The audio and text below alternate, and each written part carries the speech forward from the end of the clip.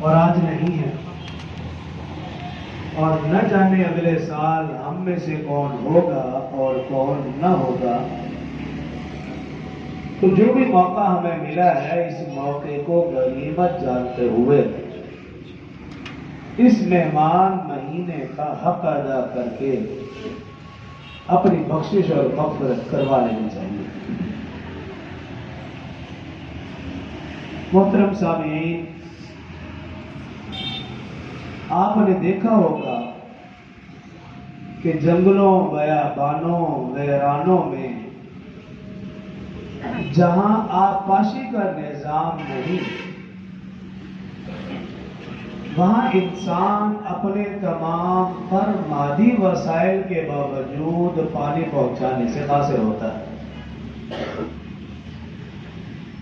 لیکن جب کبھی ابر رحمت برستا ہے،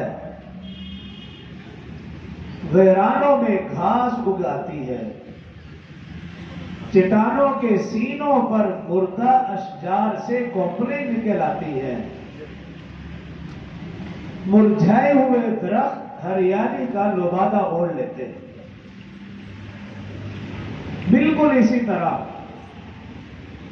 رمضان المبارک کا مہینہ جب آتا ہے،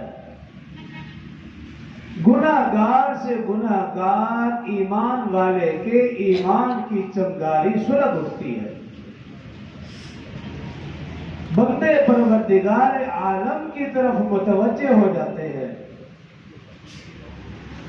مساجد میں، گھروں میں مسلمان عبادت میں مشغول ہو جاتے ہیں۔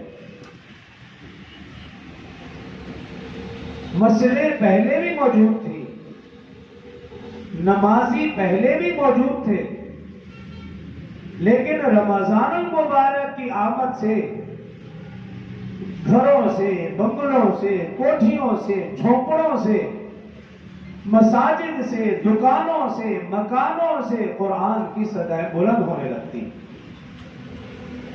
یہ اس مہینے کی برکت ہے،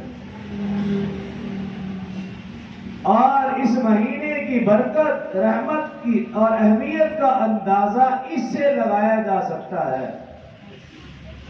پورا سال بندہ خدا کی رحمت کو تلاش کرتا ہے، یہ ایسا مہینہ ہے کہ اس مہینے میں خدا کی رحمت بندوں کو تلاش کرتی ہے۔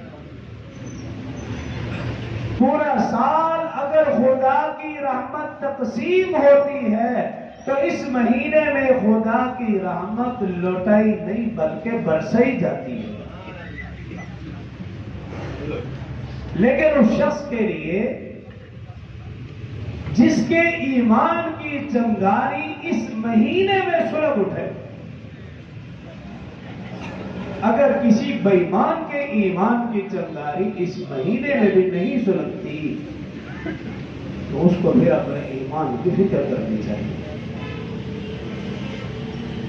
ایمان اور عمل صالح کی مثال یوں سمجھیے، ہر شخص کا جی چاہتا ہے کہ وہ موسمی اور تازہ پھل کھائے، کیونکہ اللہ جل شانہ نے پھلوں میں ایسی لذت اور چاشنی رکھی ہے کہ اس کو کھانے سے بدن کو انرجی ملتی ہے، قلب کو سرور ملتا ہے، طبیعت کو راحت حاصل ہوتی ہے۔ ہر شخص کا جی چاہتا ہے پھل کھائے، لیکن پھل صرف وہی کھا سکتا ہے جس کے پاس پھل خریدنے کی طاقت ہو، یعنی مال ہو۔ مال کے بغیر آپ پھل نہیں خرید سکتے۔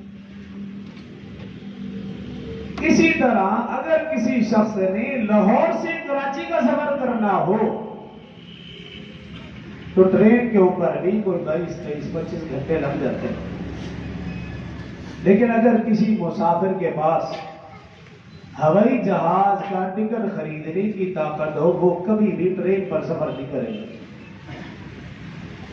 ویسے ہر مسافر کا جی چاہتا ہے وہ ہوائی جہاز پر سفر کرے، لیکن صرف وہی مسافر ہوائی جہاز پر سفر کر سکتا ہے جس کے پاس ہوائی جہاز کی ٹکٹ خریدنے کی طاقت ہو، اور جس کے پاس مال نہیں وہ ہوائی جہاز پہ سفر بھی نہیں کر سکتا۔ مال کے بغیر آپ پھل نہیں خرید سکتے، مال کے بغیر آپ ہوائی جہاز پہ سفر نہیں کر سکتے۔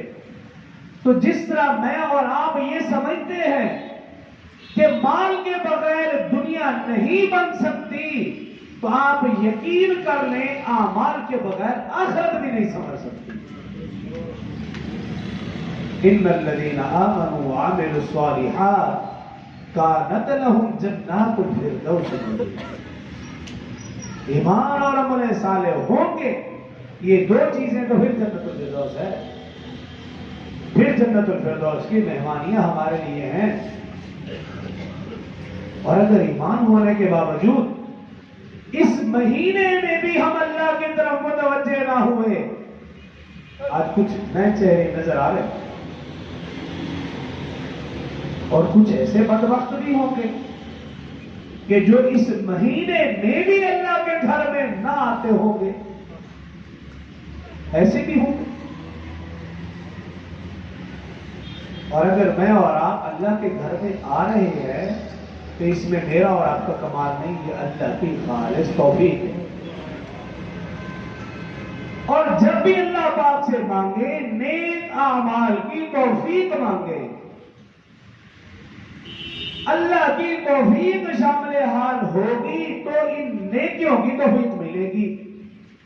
اور اگر اللہ کی توفیق شامل حال نہیں، ہم سے بے شمار لوگ قدر و قامت میں، خوبصورتی میں، مال و دولت میں، ہر لحاظ سے بہت آگے ہیں، لیکن اللہ کے گھر میں آنے کی ان کو توفیق نہیں ہوتی۔ اگر مجھے اور آپ کو اللہ کے گھر میں آنے کی توفیق ہو رہی ہے تو اس میں میرا اور آپ کا بالکل بھی کمال نہیں ہے، یہ اللہ کا خاص کرم اور فضل اور عنایت ہے۔ کیونکہ حدیث مبارکہ کا مفہوم ہے، اللہ اپنے گھر آنے کی اسے توفیق عطا فرماتے ہیں جس کی طرف 70 مرتبہ نظر کرم فرماتے ہیں۔ اللہ اس شخص کو اپنے گھر آنے کی توفیق عطا فرماتے ہیں جس سے اللہ راضی ہوتے ہیں۔ اور فرمایا جب اللہ کسی سے ناراض ہو، اللہ اس سے مال و دولت نہیں چھینتا، اللہ اس سے رزق نہیں چھینتا، اللہ اس سے خوبصورتی نہیں چھینتا، اللہ گھر بار مال اولاد نہیں چھینتا، اللہ جس سے ناراض ہو اس سے سجدے کی توفیق چھین لیتا۔ تو جب تک میں اور آپ اللہ کے گھر آ رہے ہیں، آپ یقین رکھیے اللہ ہم سے راضی ہے۔ اور جس دن اللہ کے گھر میں اور آپ نہ آ سکے، یقین کر لینا آج اللہ ہم سے ناراض ہے۔